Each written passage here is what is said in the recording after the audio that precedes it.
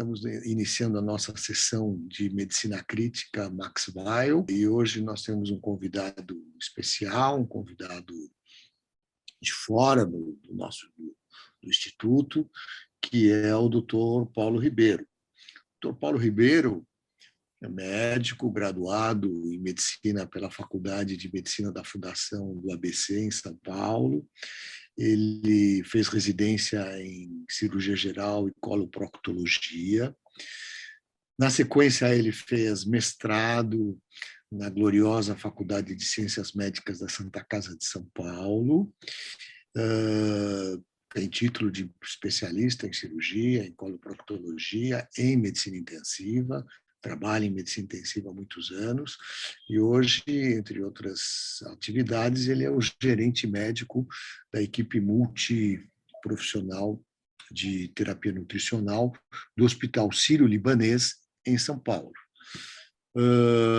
Além disso, o Dr. Paulo Ribeiro tem nos apoiado o nosso programa de especialização de medicina intensiva do Hospital Regional de São José dos Campos, do ISG.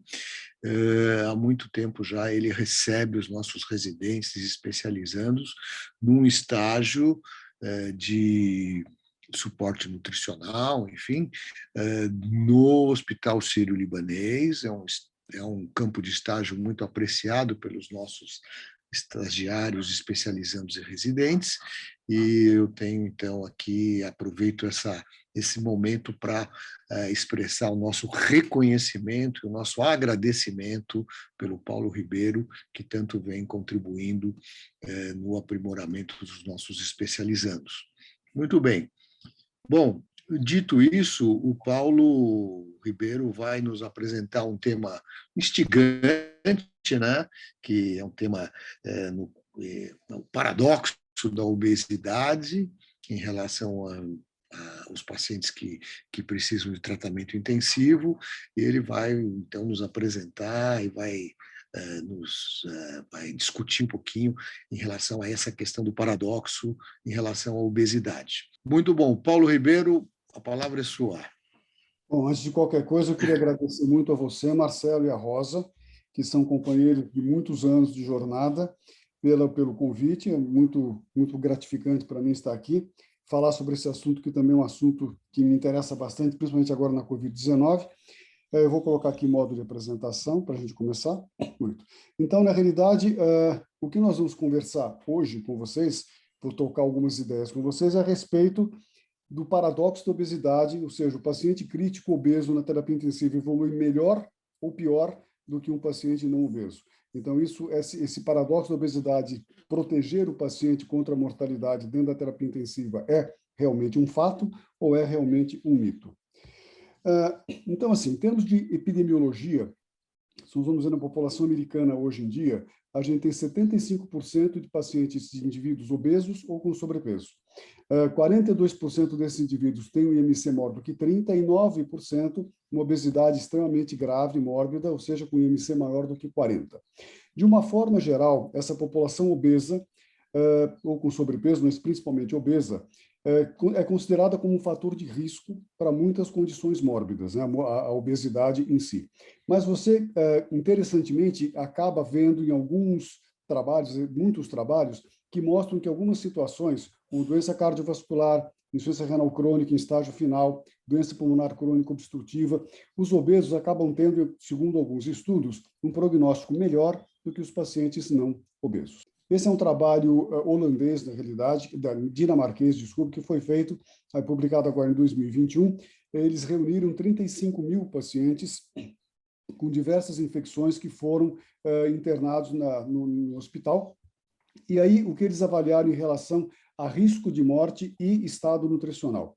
Que o maior risco de morte vinha dos pacientes desnutridos, com certeza. O segundo risco de morte maior vinha dos pacientes eutróficos, seguido de um risco de morte do paciente com sobrepeso e seguido de um risco de morte dos obesos. Ou seja, nesta população com infecções, a obesidade e o sobrepeso protegeram o paciente da mortalidade. O que a gente tem que levar em conta é que a população dinamarquesa é uma população que tem muito menos obesos do que, por exemplo, a população americana. É uma população que fuma muito mais do que a população americana. Esse é um compilado de estudos que foi feito pelo BAL, da Universidade de Gênova, em que ele reuniu vários estudos em diversos anos, como vocês veem aqui à direita, que correlacionaram mortalidade com o IMC. E você vê que em todos esses estudos, à medida que o IMC vai aumentando, quer dizer, a gente tem uma grande mortalidade nos pacientes desnutridos, que isso é mais ou menos um denominador comum, mas à medida que esse IMC vai aumentando, vocês veem que a mortalidade acaba reduzindo principalmente nessa faixa de IMC de 30 a 39,9, ou seja, dentro de obesidade grau 1 e obesidade grau 2. Em todos esses pacientes, o denominador comum é que o IMC realmente tenha protegido esses pacientes da mortalidade. Esse é um outro estudo de Abiancar, de 2012, em que ele também avalia a possibilidade de sobrevivência aqui numa curva de Kaplan-Meier em relação ao IMC, e vocês veem aqui que nessa setinha vermelha nós temos o obeso, e a mortalidade dos obesos em relação aos outros foi 26% menor em 30 dias e 43% menor em um ano. Então, aqui também foi uma coisa meio protetora à obesidade. Mas quando a gente vai ver na literatura como um todo, o assunto é extremamente controverso. Então, vocês têm estudos que mostram que a obesidade não tem nenhum impacto no desfecho do paciente dentro da terapia intensiva. Alguns estudos, como esses em amarelo, que mostram que a obesidade foi protetora, e outros que a obesidade foi prejudicial, ou seja, isso não é ainda um consenso, uma ideia consensual na literatura entre as pessoas que trabalham com terapia intensiva. Esse é um estudo chinês observacional de UTI, que reuniu 148, praticamente 149 mil pacientes, dos quais 55 mil, mais ou menos, 37,6%, eram pacientes obesos com IMC maior do que 30. E o que ele mostrou nesse estudo é que a mortalidade intra-hospitalar foi mais baixa nos obesos, mas somente a partir de 50 anos. Ou seja, deve haver outros fatores também, conjuntamente ao fator da obesidade em si, do estado nutricional, que pode influenciar esse fator protetor ou fator não protetor da obesidade na UTI. Esse é um estudo turco, observacional, que os dados foram retirados de um banco de dados enorme. Então, eles reuniram 415 mil pacientes com trauma, dos quais 34% tinham sobrepeso e 27% tinham obesidade. E eles avaliaram a mortalidade de acordo com o estado, a classificação nutricional desse paciente. E vocês veem aqui que tanto nos pacientes que tinham um score de trauma mais baixo, portanto, pacientes menos graves, menor do que 9, quanto aqueles com um score de trauma maior do que 9, vocês veem que o sobrepeso protegeu os pacientes da mortalidade. A obesidade grau 1 não teve impacto na mortalidade, e a partir da obesidade grau 2 e 3, a mortalidade foi maior nesses pacientes que tinham esse grau de obesidade 2 e 3, mostrando também que existem talvez outros fatores envolvidos nisso, não simplesmente obesidade pura e simplesmente. Esse outro estudo mostra isso também com mais clareza. Esse é um estudo do Robinson, foi um estudo que foi publicado em 2015, em que ele reuniu, é um estudo unicêntrico, observacional, reunindo 6.518 pacientes críticos. E ele estratificou esses pacientes segundo a OMS, né, em pacientes desnutridos, eutróficos, sobrepeso, obesidade 1 e 2 e obesidade maior do que 40 quilos por metro quadrado, IMC maior do que 40. E ele verificou que realmente nessa primeira visão da população em geral, enquanto a chance de sobrevivência, os pacientes que tinham IMC mais alto, ou seja, de obesidade grau 1, 2 e obesidade 3, tinham uma chance de sobrevivência maior do que aqueles pacientes que tinham IMC mais baixo, ou seja, eutróficos e, inclusive, desnutridos. Mas quando vocês veem aqui, que ele separa na população só de obesos, não sei se vocês conseguem ver esse gráfico da direita ou as fotos estão em cima. Eu não sei. Não, está tudo bem. Está tudo bem? Tá bem, está tudo bem. Quando vocês veem esse gráfico da direita, ele pega a população toda de obesos e ele consegue avaliar dentro da população de obesos aqueles obesos que tinham algum grau de desnutrição, por exemplo, sarcopenia. E aí ele separa os obesos, entre aspas, desnutridos, dos obesos que não tinham nenhum sinal de um déficit proteico energético. E aí ele mostra para a gente que aqueles pacientes que tinham algum grau de desnutrição sobreviveram muito menos do que os pacientes que não tinham grau nenhum de desnutrição, mostrando que talvez esse também seja um fator de confusão quando você avalia o impacto da mortalidade, do IMC sobre a mortalidade. Agora a gente entra num cenário que é um cenário bastante interessante, que é o cenário da Covid-19. Por quê? Porque a prevalência dos pacientes com sobrepeso e obesos no Covid-19, pacientes graves na Covid-19, é muito alta. pelo menos eu tenho visto isso, acho que todos vocês têm visto isso, a própria literatura tem visto isso. Então, dentro da Covid-19, como é que se comporta um paciente que tenha um quadro de sobrepeso ou um quadro de obesidade? Quando você vai ver na literatura, os trabalhos não são muitos, porque, obviamente, é uma doença, infelizmente, recente, mas nós temos também situações que mostram claramente, em muitos trabalhos, que a obesidade na Covid-19 grave acaba sendo um fator de pior desfecho, como vocês veem nesses 3 trabalhos aqui de 2020. Quais seriam os argumentos para que realmente a obesidade fosse um fator de pior prognóstico na Covid-19 grave? Primeiro, assim, porque, de uma forma geral, o obeso tem uma pior evolução quando a infecção é viral. Por exemplo, isso a gente já viu na epidemia por H1N1. Os obesos tiveram um prognóstico pior do que os pacientes não obesos. Existe aquela história de que o coronavírus, o SARS-CoV-2, usa a enzima conversora AEC2 para entrar no organismo. E, aparentemente, o tecido adiposo expressa muito essa enzima conversora de angiotensina. Então, talvez uma especulação é que realmente, quando os pacientes têm uma quantidade exuberante de gordura, e uma quantidade exuberante de gordura também visceral, isto sirva como um reservatório viral nesse paciente, e isso represente, na realidade, uma chance muito grande de pior prognóstico durante a sua evolução com Covid-19. Os pacientes obesos já têm uma tendência à hipercoagulabilidade, e nós sabemos que a hipercoagulabilidade é muito frequente no paciente com Covid-19 grave. Os pacientes obesos já têm subjacentemente uma resposta inflamatória crônica, que talvez se some a uma resposta inflamatória aguda da Covid-19 e transforme isso em uma resposta inflamatória muito mais exuberante, portanto, muito mais lesiva. Fala-se da relação de vitamina D em níveis adequados e uma melhor resistência à Covid-19, uma melhor evolução com a Covid-19 de acordo com seus níveis de vitamina B. Muito frequentemente, os pacientes obesos têm níveis de vitamina D mais baixos, e isso poderia também ser um fator. E, além disso, fala-se também em sedentarismo, porque sabe-se que o exercício físico, de alguma forma, ajuda no prognóstico da Covid-19 grave, e os pacientes sedentários, os pacientes obesos, são frequentemente pacientes sedentários. Esses são alguns argumentos que são colocados aí meio que a êxito. Esse é um estudo holandês observacional que reuniu 77 pacientes de UTI, dos quais 23% desses pacientes, todos com Covid-19, dos quais 23% desses pacientes eram obesos. E vocês veem que nessa casuística desse autor, vocês veem que, em termos de desfecho, tempo de ventilação mecânica, permanência na UTI e mortalidade na UTI, não houve nenhuma diferença segundo o paciente fosse obeso ou o paciente fosse não obeso.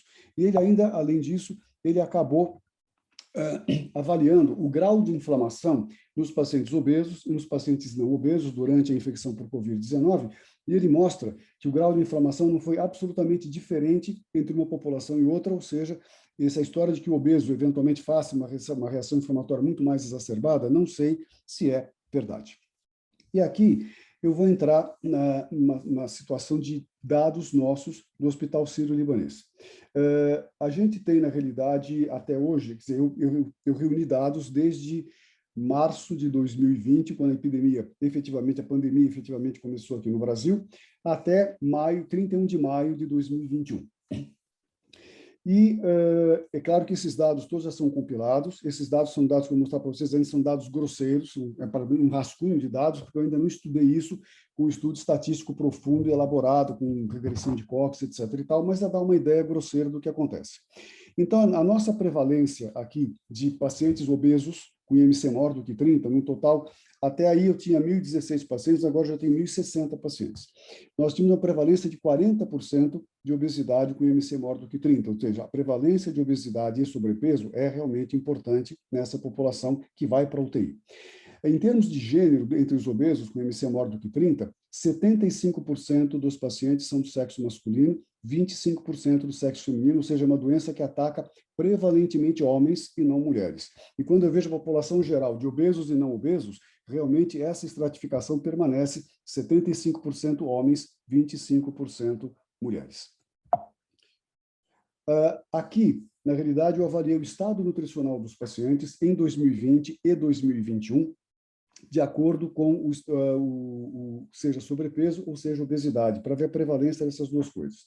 E vocês veem que em 2020 eu tinha 35% de obesos, de sobrepeso, desculpe, 37% de obesos, perfazendo um total de 73% dos meus pacientes da UTI eram ou com sobrepeso ou com obeso, ou seja, uma prevalência extremamente alta. Em 2021, a modificação que eu vi nesses meses de 2021 é que a prevalência de sobrepeso não se alterou, mas se alterou muito a prevalência da obesidade, que pulou de 37% para 44%. Isso perfaz para mim hoje, em 2021, 78% dos meus pacientes com Covid-19 na UTI são pacientes com sobrepeso ou pacientes obesos. Em termos de idade, porque eu tinha uma clara, eu passo visita todos os dias nas UTIs Covid, e eu tinha uma clara noção que em 2021 a idade média dos pacientes internados era mais baixa do que em 2020. Eu não tenho ideia se eu queria ver se tinha um impacto da vacina nessa história, mas acontece que até 31 de maio o calendário da vacinação foi diferente de recebe paciente do Brasil inteiro, e os calendários de vacinação variam de estado para estado, e praticamente a vacinação começou a ser mais efetiva mesmo a partir de, sei lá, eventualmente março, fevereiro, março, praticamente março que a população geral começou a ser vacinada realmente. Então, eu não sei dizer se a vacina tem impacto nisso ou não, acho que não tem. De qualquer forma, a minha mediana de idade em 2020 era 66 e a minha mediana de idade em 2021 foi 64, ou seja, praticamente a mesma. A mesma coisa aconteceu com a média de anos para os pacientes que tinham sobrepeso, por exemplo, pacientes que tinham sobrepeso e obesidade grau 1 e grau 2.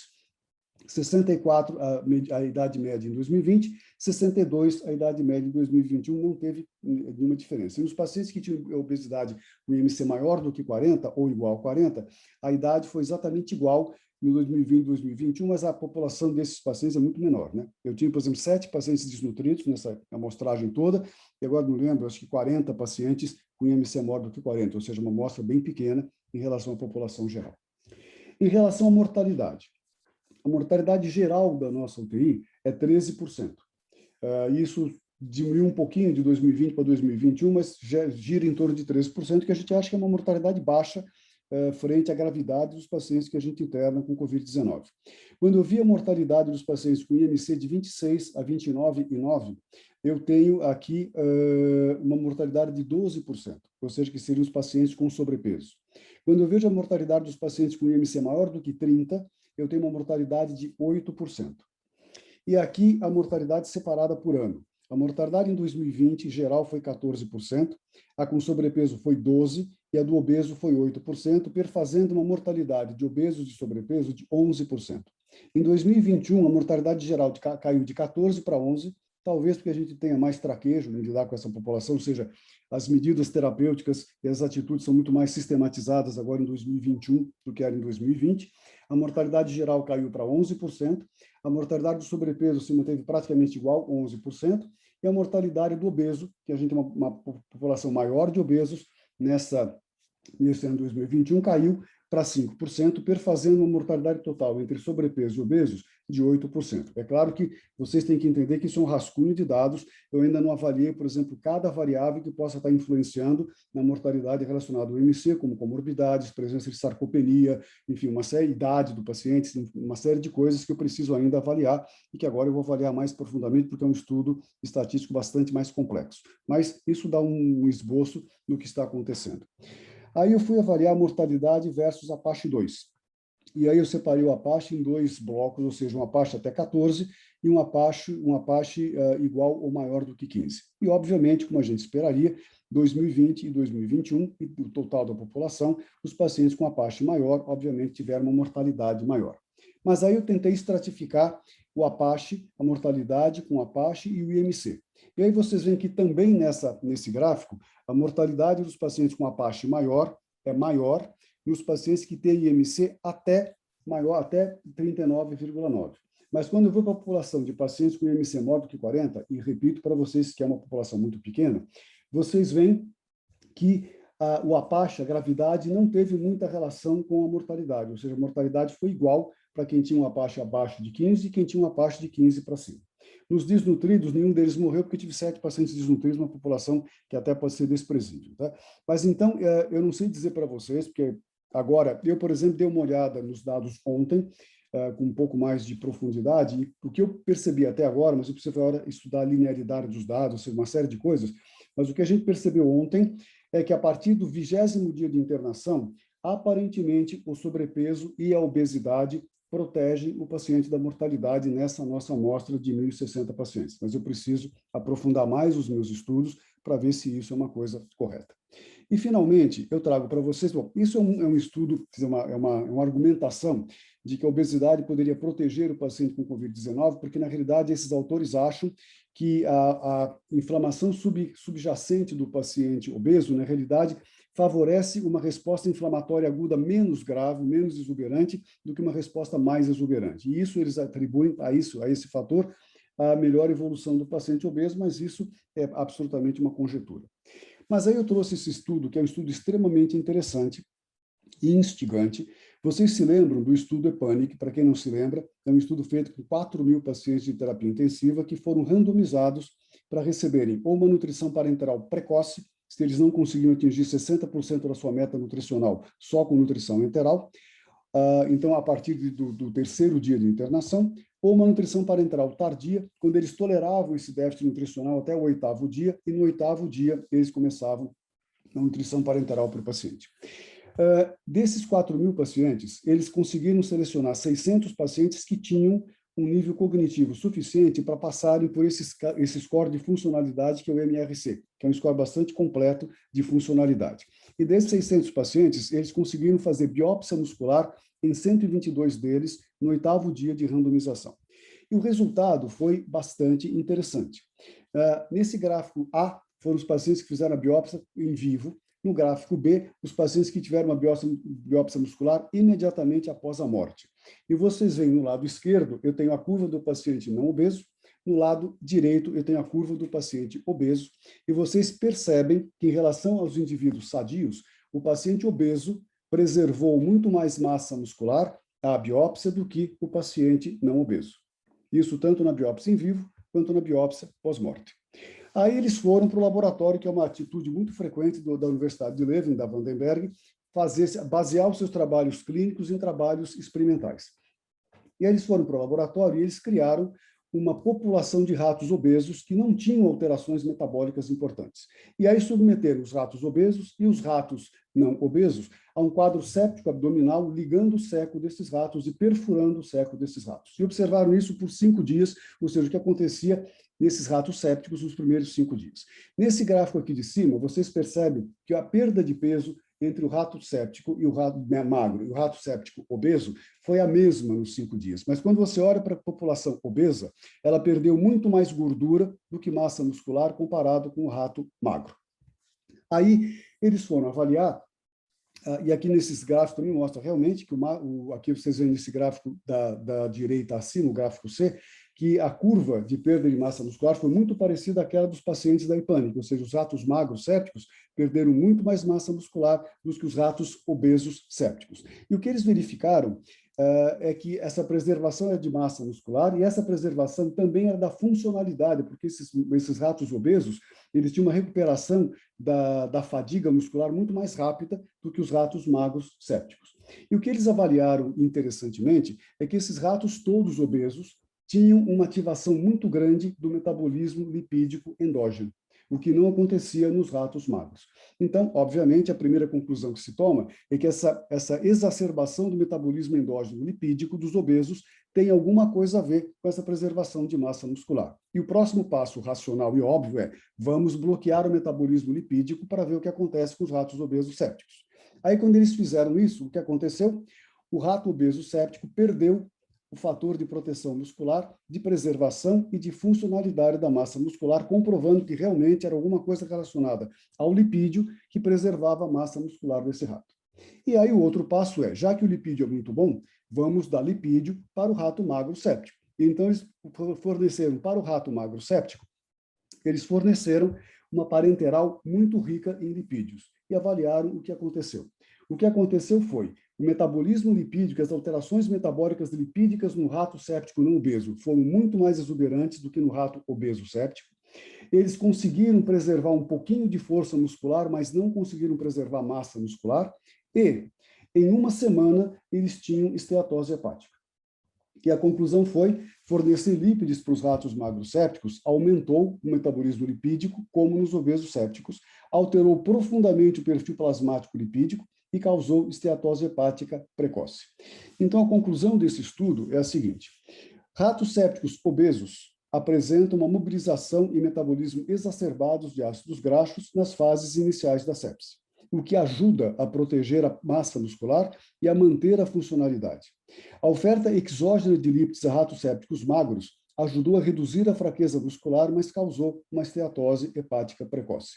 Então, provavelmente, existe algum fator no metabolismo lipídico do obeso, que pode ser talvez um ácido graxo especial, ou uma adipoquina, ou, enfim, qualquer um elemento que a gente não conseguiu ainda descobrir, que é esse elemento protetor da massa muscular do rato obeso, quando ele está séptico, e da força muscular do rato obeso, quando ele está séptico. E, eventualmente, isto seja um fator de preservação de massa muscular e um fator de melhor prognóstico dentro da UTI, porque hoje nós sabemos que a massa muscular tem uma relação muito direta com a imunidade do paciente. E aí eu pergunto para vocês, será realmente que essas diretrizes da gente encher de proteína o paciente obeso dentro da terapia intensiva, como se ele perdesse mais proteína do que mais massa muscular do que o paciente não obeso, é uma realidade, é uma coisa boa a se fazer? Será que o fator de preservação de massa muscular é muito melhor no obeso do que no não obeso? E que isso tem muito mais a ver com o lipídio do obeso do que a ver com a carga proteica que a gente dá? Mas isto é uma outra história para uma outra vez, porque precisamos de tempo para decidir, tá? E é isso que eu tinha para falar para vocês. Interessante isso, porque esses estudos já têm algum tempo, né? Onde, enfim, onde já vem demonstrando que realmente o sobrepeso e a obesidade leve, os doentes em tratamento intensivo levam uma vantagem maior. Aí tem várias questões envolvidas, né, Paulo? Você citou algumas. Por quê? Porque provavelmente neste grupo não estão aqueles pacientes com doenças crônicas avançadas, nos quais a gente sempre tem um pouco de desnutrição ou de emagrecimento. Insuficiência DPOC avançado, insuficiência cardíaca avançada, as neoplasias que não estão bem controladas, etc., etc. Naturalmente, estes são doentes mais vulneráveis para qualquer risco. E, evidentemente, que essa população não está naquela do sobrepeso. Né? Então, essa é uma questão. Outra questão também interessante que você menciona é que realmente os obesos, como se chamava, os obesos mórbidos, obesidade acima de 3, né? Que são IMC acima de 40 quilos por metro quadrado, embora é uma população que vem aumentando, mas ainda nas nossas séries ali não tem, são poucos doentes, a maioria ali está no sobrepeso, né, realmente. Então, claro que aí fica um pouco mais difícil de você avaliar melhor, porque você não tem ainda um N muito importante quando se compara com os outros. De qualquer forma, Paulo, uma coisa interessante que eu gostaria de saber a sua opinião também, dos indicadores prognósticos, ninguém que eu saiba apropriou o IMC ainda. Então, SAPS-3, o Apache 2, Apache 3, Apache 4, enfim, que são os indicadores mais comuns que a gente usa e que, através daquelas equações lá logísticas, aí eles fazem o risco de morrer, ninguém apropria o IMC. Então, embora tenha todas essas evidências aí, mas ele não foi apropriado ainda como vamos dizer, um influenciador aí do desfecho, né? Ou do risco de morrer. Por que você acha que acontece isso, Paulo? Porque realmente eu acho que é muito controverso na literatura, né? Para você definir, por exemplo, eu não tenho muita dúvida que um Apache 2 alto aumenta a mortalidade, está relacionado à mortalidade alta. Eu não tenho dúvida que um SAPS 3 alto está relacionado à mortalidade alta, mas em termos de literatura, é muito controversa a ideia que o IMC alto, na realidade, aumente ou tenha algum impacto na mortalidade. Então, acho que por isso não pode ser colocado como, obviamente, um fator de risco importante, porque é muito controverso ainda, né? Eu acho que esse é o principal motivo. A literatura não é sólida e não é consistentemente sólida para eu encarar o IMC como simplesmente um fator de risco prognóstico. Muito bem. Outro ponto muito interessante que você coloca também e que a gente observa, né, é que realmente aqueles doentes com sobrepeso ou obesidade, um ou dois, aqueles que eram pacientes que eventualmente desenvolviam um quadro de sepse, né, ou mesmo de choque séptico, e acabam parando em tratamento intensivo, eles têm um desfecho melhor do que o grupo eutrófico, e, sem dúvida nenhuma. Nem se fala do grupo desnutrido. Bom, e, e na Covid, isto parece que não tem a mesma relação, É o mesmo comportamento. o mesmo comportamento. Você aventa a hipótese, você e outros que estudam esse assunto, da própria enzima que é a convertora de angiotensina, né, que faz a facilitação da entrada da espícula ali do SARS para o meio intracelular. Então, e naturalmente, quem tem mais gordura, provavelmente tem mais enzima e tem mais, enfim, teria uma facilitação maior da entrada do SARS. Mas é realmente isto, talvez a gente viu muito paciente com Covid, nós chegamos a ter 90, entre todas as unidades aí, nós tivemos 90 ou 100 leitos só com Covid, de UTI. E para a nossa observação principal, se me perguntarem, claro, a gente ainda não tem os dados compilados também, mas se me perguntarem, o que você acha que asma foi um fator de risco para a Covid, para ter um desfecho pior? Você acha que, enfim, uma doença crônica? A impressão que a gente tem é que a obesidade foi realmente um fator de pior prognóstico para esses pacientes com Covid. Acho que falta se debruçar um pouco sobre os dados, fazer uma análise estatística mais apurada, mas a impressão inicial é que realmente, isso até outro dia a Rosa estava me falando, também é a impressão dela. Se você me perguntar, me diga alguma coisa que você acha que piora ali o desfecho dos doentes, de Covid, parece que a obesidade seria o que a gente percebeu mais. Então, Marcelo, no nosso trabalho aqui, a gente está fazendo o seguinte: eu quero relacionar, na realidade, IMC com obesidade, quer dizer, mortalidade com IMC, e outros desfechos secundários, tipo tempo de ventilação mecânica, permanência na UTI, permanência no hospital e a utilização de hemodiálise de ECMO durante a internação na UTI, correlacionado com o IMC. Mas o IMC, na realidade, hoje, é um número que a gente dá pouco valor, porque, na realidade, dentro dos diversos IMCs, o que vale, na realidade, é se o paciente é um paciente desnutrido ou não. E eu tenho o obeso sarcopênico, que é completamente diferente o comportamento do obeso não sarcopênico. E, por isso, a gente vai associar sarcopenia nesses pacientes, avaliar os que tinham sarcopenia, os que não tinham sarcopenia, e, na realidade, avaliar essa correlação toda das variáveis, ou seja, comorbidades prévias, 1, 2, 3 ou 4, a idade do paciente, o IMC e a sarcopenia, como misturando tudo isso e fazendo uma correlação de tudo isso, o que sobra, o quanto que o IMC sozinho, com variável independente, tem impacto na mortalidade, se para mais, para menos, ou se não tem impacto nenhum. Então, eu acho que talvez esse trabalho dê acho uma amostra boa de 1.060 pacientes, eu acho que dá para chegar a alguma conclusão interessante. Paulo, muito obrigada. É sempre um prazer te ver. Faltou uma coisa, Marcelo, dizer que o Paulo é um dos criadores do Tenute, do qual eu também tive um prazer de participar. O primeiro Tenute é o curso de terapia intensiva no paciente crítico que a AMIB fez e que o primeiro que criou é o primeiro curso de imersão brasileiro na terapia intensiva criada, e o primeiro curso dado foi em 2000, num congresso da SOPAT em Ribeirão Preto.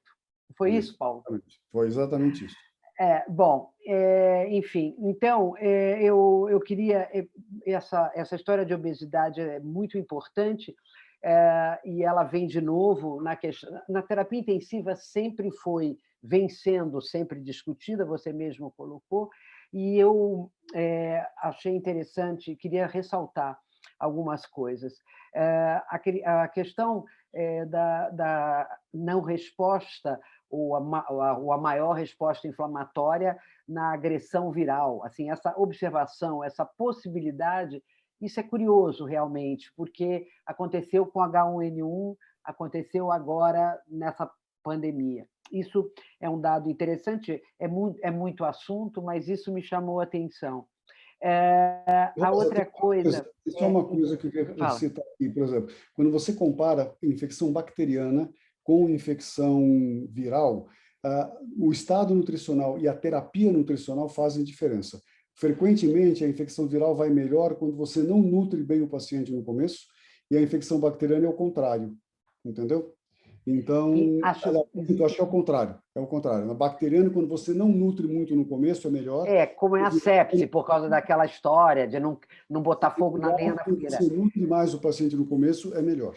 Então, esse dado, Paulo, é fundamental e eu gostaria de ressaltar.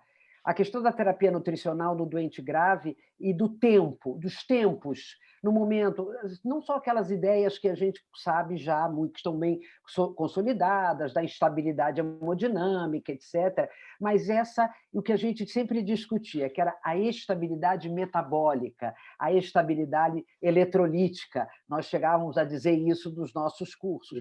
E isso vem ao encontro e do que você traz hoje, faz isso tudo voltar à cabeça da gente. Isso é muito importante. Então, para a gente olhar esses momentos da resposta metabólica inflamatória e estabelecer uma estratégia nutricional. E outra coisa também, né, Paulo? O gordo com músculo e o gordo sem músculo, né? O indivíduo, você falou da sarcopenia, ótimo, né? Porque, inclusive, eu estava achando, era assim, o problema, o cara, é bom ele ser gordo, mas ele tem que ser gordo velho, porque você mostrou um trabalho aí que ele só sobrevivia melhor se ele fosse gordo e tivesse mais de 50 anos. Isso, mas, e, por último, eu achei também muito importante, quer dizer, a questão no seu trabalho, eu acho que trazer a questão da musculatura, eu acho que é um divisor de águas, né? E essa questão da estratégia nutricional com lipídio e essa história de rever esse monte de módulo de proteína, isso fica da maneira como a operação da estratégia nutricional. Eu acho que tem várias colegas nutricionistas que estão aqui participando, que a gente trabalha muito com elas, como é difícil alcançar isso, como é complicado. E essa saída do lipídio, essa percepção de que tem uma proteção do lipídio, etc., na funcionalidade muscular. E aí eu também estou vendo colegas da fisioterapia, que é o grande problema, né? A recuperação. Pode falar, acabei. Se você for ver os guidelines europeus de 2018 e 2019, eles são muito mais factíveis em carga proteica do obeso do que os guidelines americanos. Eles recomendam dar 1,3 gramas de proteína por quilo por dia, ou então você ajusta pelo balanço nitrogenado. Muito bem. Agora, em 2021, acabou de sair os guidelines europeus para insuficiência renal aguda ou insuficiência renal crônica agudizada na UTI. E se você for ver, para pacientes em diálise intermitente, diálise contínua, também as recomendações europeias são muito mais factíveis do que as recomendações americanas, mais fáceis de atingir, entendeu? Então, isso é uma verdade. E assim, por exemplo, essa história de você... Eu sou um apaixonado pela Vandenberg. Ela tem milhões de críticas e trabalhos que tem Salaviesi, não sei o quê, mas o fato é que essa mulher é uma profeta, uma profetisa da medicina, da terapia nutricional. Porque o que ela fala, há 5 anos atrás, todo mundo joga um monte de pedra nela, 5 anos depois, todos estão fazendo exatamente o que ela falou 5 anos atrás. E ela vem novamente com uma coisa que vira a mesa de cabeça para baixo, que é a história do lipídio dentro da terapia intensiva, como sendo um fator para proteger massa muscular e não esse caminhão de proteína que a gente dá para o paciente. Né? E aí, então, provavelmente daqui a 5 anos, a gente vai estar dando lipídio para o paciente para preservar a massa muscular e não proteína, entendeu? É só descobrir um jeito dele não ter esteatose. Mas aí escolhe o ácido graxo melhor. Isso é muito importante. E, de novo, a questão da preservação e da funcionalidade. A gente tem uma questão, e agora estão saindo, a gente aprendeu também a tratar os doentes, e isso é uma outra coisa importante. O obeso tem a questão dele da metabólica, e a gente nem vai trazer aqui uma dificuldade de tratamento do obeso do ponto global, né? O obeso, de per si, ele já tem uma dificuldade de tratamento na terapia intensiva. Mas essa questão da funcionalidade muscular, isso é muito importante. A gente tem um monte de pacientes, tem muitos pacientes que perdem a funcionalidade, e você dá proteína e faz, enfim, se essas pontas se fecharem, vai ser muito interessante. E outra coisa, né? A gente vê a nível mitocondrial, por exemplo, que na primeira fase aguda da sepse, o músculo não responde à carga proteica, porque ele tá dos mecanismos de proteção da mitocôndria é baixar a energia celular e baixar a produção de ATP. Então, não adianta você enfiar um monte de proteína no paciente, porque ele não vai responder a essa proteína. Já tem estudos mostrando isso claramente com imagem, com ultrassom sequencial à beira do leito. Então, como você falou, tem que respeitar o momento metabólico do paciente, e eu não sei, eventualmente, no futuro, talvez não seja lipídio sensulato, mas Sim. talvez algum fator lipídico que a gente possa dar endógeno do obeso que possa contribuir para a preservação de massa muscular na população geral. Entendeu? Maravilha. Muito bom. E você viu que, como o Paulo demonstrou aqui pelos estudos lá da própria Vanderberg, né, com os ratinhos, né, você não consegue, na fase aguda, corrigir isso, né? Exato. Então, você realmente tem que fazer como eu tenho feito. Eu também acho que a Vanderberg é uma pessoa muito interessante, muito profética, né? E eu tenho me mantido ali com IMC em sobrepeso, tá certo? Cronicamente, para realmente, na hora que eu cair no tratamento intensivo, eu poder estar mais protegido, e também já sei que essas intervenções agudas também não vão surtir efeito. Então, tem que ser uma coisa realmente dia após dia, né, Paulo? Exatamente. Até porque a gente já tem mais de 50, então tá fácil. Tá fácil. Você estava falando de avaliar a sarcopenia e tal. Você faz isso com ultrassom? Como é que você vai fazer? Ultrassom, a gente avalia mais sequencialmente se o paciente está perdendo massa muscular na UTI ou não. Sim. Então, a gente faz realmente ultrassom uma vez por semana nos pacientes que a gente acha que são elegíveis. O que eu descobri é que a gente pode usar o músculo eretor espinal como um parâmetro de sarcopenia. E como esse músculo é visto na tomografia de tórax, e todo paciente com Covid-19 tem tomografia de tórax, é a melhor maneira de ver isso. Porque tem o corte L3 validado, né, pela Carla Prado, né, lá no Canadá, mas poucos pacientes com Covid têm tomografia abdominal. Então, para mim, isso não serviria. Aí eu descobri que eu posso usar o eretor espinal, que está em todas as tomografias de tórax. E aí, então, a gente vai avaliar a sarcopenia na primeira tomografia de tórax que o paciente faz na entrada, que também todo Covid-19 grave, quando entra no hospital, ou mesmo não grave, faz uma tomografia de tórax para avaliar o comprometimento pulmonar. Então, eu tenho tomografia de tórax de todo mundo desde o princípio. E é essa que eu vou usar como parâmetro para ver se o paciente, ao internar, tinha sarcopenia ou não. Qual o músculo que você usa para avaliar, Paulo? Eretor espinal. É nível T12. E aí, como é que você faz? Você que olha ou eu tenho uma medida?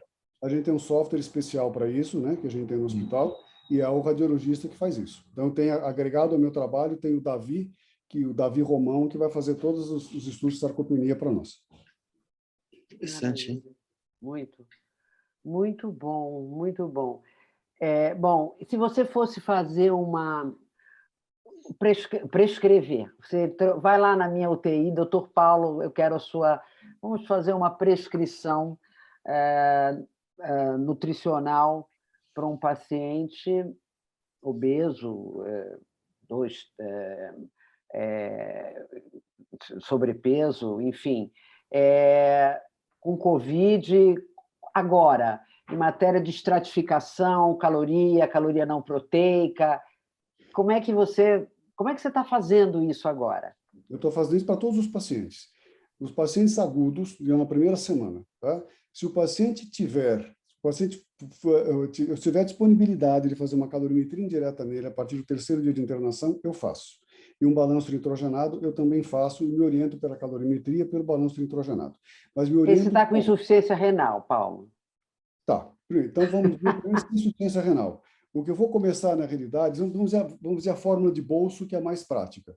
Eu começo com uma fórmula de bolso de VET20, não VET23, nem VET25, nem VET30. E desse VET20, eu começo com 20% a 30% desse VET20 no primeiro dia e vou subindo lentamente até atingir 100% do VET20 no final da primeira semana, de acordo com a Vandenberg. Tem muita gente que acha que depois do quarto dia é que eu tenho que passar para 100%. Eu só passo para 100% do VET20 na primeira semana. E isso não importa se é parenteral ou se é enteral. Tá? Na segunda semana, eu passo o paciente para VET25 e geralmente aí eu já alcancei 1,3 gramas por quilo por dia, dou 1,3 ou 1,5 gramas por quilo por dia. E a partir da terceira ou quarta semana, eu, pela fórmula de bolso, passaria para 30 calorias por quilo por dia e, com certeza, 1,5 gramas de proteína por quilo por dia. Não mais muito confortável, porque daí para frente é uma obscuridade. A gente não sabe o que acontece com o paciente crônico grave, crônico agudo, que piora, melhora, piora, melhora. E o Covid-19 é muito frequente. O cara está bem, de repente o cara vai para trás completamente, o cara vai para ECMO de novo, sai da ECMO, prona, desprona. E eu não sei, na realidade, eu não sei não, ninguém sabe o que fazer com a meta nutricional depois disso. Esse paciente tem insultos repetitivos na UTI agudos e pioras agudas, entendeu? Então, as diretrizes mandam você continuar como se nada houvesse. Eu faço isso, mas com certo desconforto, porque não tenho certeza disso. E ninguém Você não anda para trás? Você não regride? Então, pelas diretrizes, você não tem que regredir. Tá? Por que não tem que regredir? A minha ideia de não regredir ou de ser diferente. Porque, assim, o paciente agudo, quando entra na UTI, é um paciente. Depois de 10 dias, ainda que ele piore, ele não volta a ser igual ao paciente que entrou grave. Ele é um outro paciente, ou seja, ele tem uma celularidade inflamatória diferente, indicadores inflamatórios diferentes, uma resposta hormonal diferente, e à medida que ele vai caminhando nessa cronicidade aguda, ele vai mudando o seu perfil metabólico, o seu perfil hormonal, o seu perfil celular, o seu perfil de mediadores inflamatórios. Tanto que ele termina com uma exaustão imunológica, com um monte de células imunossupressoras e não mais células imunocompetentes. Então, o que eu precisaria ter do UTI era, eu precisaria ter celularidade, uma citometria de fluxo, marcador de autofagia, dosagem hormonal, dosagem de mediador inflamatório, para entender que momento metabólico realmente esse doente está, e não ficar quebrando o osso com pedra, que é o que a gente faz hoje, em PCR, entendeu? Então, assim, se o paciente, na prática, se o paciente ficar muito grave, ou eu tiro tudo, ou eu volto para trás, né? Mas não sei o que eu estou fazendo, na verdade, entendeu? Estou procurando as coisas no quarto escuro. Paulo, um detalhe que não é um detalhe.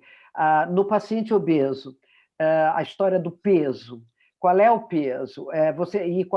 Você faz a conta da caloria ou você trabalha com o peso? Enfim, isso também é uma dúvida. De novo, uma beira-leito. Faz um reforço disso para a gente. Eu uso o peso ajustado. A forma de peso ajustado. Tá? E aí usa 20, e aí não diminui a caloria. Não diminui a caloria, e nem a proteína, tudo pelo peso ajustado. Tá. E aquela história de 11, 12... se você quiser usar de 11 a 14, que é a diretriz americana, e 2 gramas de proteína, você pode usar também. Eu prefiro a europeia, porque é muito mais fácil de lidar. É usar o peso. Eu estou acobertado por uma sociedade europeia, e é mais fácil, na minha prática, seguir a europeia do que seguir a americana. Né? E se eu fizer a calorimetria indireta do paciente no começo, na primeira semana, eu não vou dar 100% da calorimetria indireta dele, não. Eu vou dar muito menos. Vou dar 60%, porque tem todos os substratos endógenos. Sim. E as calorias, assim, no Covid, eu não sei se você tem esse problema, mas, assim, tem pacientes que tomam um caminhão de Propofol. E aí eu fico com tanta caloria dada sob a forma de Propofol que eu não sei o que fazer. Quer dizer, quando é nutrição parenteral é fácil, eu tiro o lipídio fica às custas do Propofol. Mas quando a nutrição enteral, é difícil eu não ultrapassar as calorias para dar proteína para o paciente, porque ele já está recebendo um monte de calorias sob a forma de Propofol, ou de citrato, ou de lactato da hemodiálise. Entendeu? O problema é que o Propofol sobe e desce, você nem sabe quanto você está dando. Eu calculo o Propofol do momento que eu passo visita, e vai ficar assim até o final. Aí no dia seguinte eu revejo. Paulo Ribeiro, suas considerações finais para a gente fechar. Consideração pessoal, eu fico muito gratificado e feliz por ter participado da reunião e talvez por a gente poder ter ventilado esse assunto que é importante. Dentro da terapia intensiva, a terapia nutricional ainda ocupa um papel meio pária, a gente fica sempre meio marginalizado, dá-se importância a muitas outras coisas do que a terapia nutricional. Talvez porque as evidências que a gente tem nunca são sólidas o suficiente para a gente impor aquilo que a gente acha, mas lembrar, por exemplo, que quando você tem uma má nutrição, uma nutrição mal conduzida, você talvez perca ao longo do tempo, não no primeiro momento, mas ao longo do tempo, mais massa muscular, o que significa diafragma e musculatura intercostal, ou seja, significa o paciente sair do ventilador mais fácil ou menos facilmente. E eu tenho hoje em dia com a Covid-19 alguns pacientes que estão com um mês de internação na UTI, traqueostomizados, e que não conseguem desmamar porque não tem força muscular para isso. Aí a gente tem avaliado, inclusive, por exemplo, adjuvantes hormonais, sei lá, tipo testosterona. Eu tenho dosado testosterona regularmente nesses pacientes, assim, é ridícula. Testosterona de 9, de 6, de 3, que eu não sei se faz parte da resposta da doença, entendeu? Ou se realmente o paciente fica com esgotamento de testosterona. E eu tenho dado testosterona para alguns deles, entendeu? Com resultados que eu ainda não sei dizer para você, mas a gente tem dado porque níveis assim estupidamente baixos de testosterona nesses pacientes. Essas intervenções, elas voltam sempre à tona. Eu também eu tive alguns especializandos e residentes que justamente com pacientes muito enfraquecidos, né, e com um desmame muito difícil, também empiricamente se tenta fazer ou testosterona ou algum anabolizante, né? Mas realmente essa é a questão. A gente não consegue, sem dúvida nenhuma, esses pacientes crítico-crônicos, eles provavelmente assim ficam porque ficaram desnutridos durante o tratamento deles. Se uma parte dessa desnutrição, talvez com abordagem mais técnica, poderia ser mitigada, né? E outra parte, talvez ainda a gente precise de mais conhecimento para poder fazer as interferências mais corretas. Outro tipo de interferência, não seja só nutricional. A gente vê muito o que acontece com isso. Né? É isso aí. Mas eu acho que realmente eu compartilho desta impressão que você tem também de que a terapia nutricional ela não tem a importância e o foco que ela merece. Por exemplo, um exemplo, né? Muitas vezes, do paciente com Covid, eu quero colocar uma parenteral suplementar porque ele está patinando, né? Os caras diminuem a dieta, vamos colocar uma parenteral suplementar, nem em grande quantidade. A resposta mais frequente é: vamos esperar mais 24 horas? Vamos esperar mais um dia? Vamos esperar mais 2 dias? E se fosse, por exemplo, uma cultura que mostrasse uma sensibilidade diferente a antibiótico, eu duvido que ele me dissesse: vamos esperar mais 24 horas para trocar antibiótico? Vamos esperar mais 48 horas? Ele teria trocado na hora, entendeu? Sim, então, sim. Não tem o mesmo senso de urgência. Não tem. Bom, acho que também não tem mesmo um senso de urgência, não tem, mas tem um grau de desimportância aí que às vezes me irrita, mas tudo bem. Tudo bem. Começar, mas isso melhorou, porque há um tempo atrás as salas, os eventos eram muito cheias na ventilação, na hemodinâmica, e quando chegava na nutrição, agora não. Nós hoje tivemos um número, uma assistência muito boa, muito importante. Eu tive a oportunidade de ver aqui colegas, inclusive, que a minha amiga... colegas de nutrólogas do Samaritano, que eu tive a oportunidade de convidar, as nutricionistas de todos os hospitais, enfermagens, colegas médicos. Isso está melhorando, está melhorando. Está melhorando, não, com certeza está melhorando. E, assim, é óbvio que é uma coisa atávica você dar mais importância a um cara que está com insuficiência respiratória do que o cara que não está recebendo dieta. Tá, né? Pelo amor de Deus, não me entubem e não me deem dieta, porque me deem dieta e não me entubar, entendeu? Mas isso é normal, acho que é natural, e por isso que a gente enfrenta esses problemas, que é uma coisa meio atávica nossa, né? Mas está melhorando, com certeza. É um trabalho lento, mas é como qualquer trabalho. Para você mudar a mentalidade é uma coisa que demora, né? Demora, mas está mudando, com certeza está mudando. Paulo, muito obrigada, viu? Um grande abraço, Marcelo. Muito bem, muito obrigado, Paulo Ribeiro, de ter atendido o nosso convite, de ter sempre colaborado com a educação e a formação dos nossos especializandos. Eu queria agradecer a Rosa também, que me ajudou aqui sempre nesse tema, que ela tem muito mais conhecimento do que eu. E agradecer também a Elga Lima, de Salvador, que sempre nos apoia na produção da sessão Max Weil, a equipe de comunicação Giovana Miranda, no Rio de Janeiro, o Kennedy, com suporte técnico aqui em São Paulo. Muito obrigado a todos, bom final de semana. Obrigado, até logo.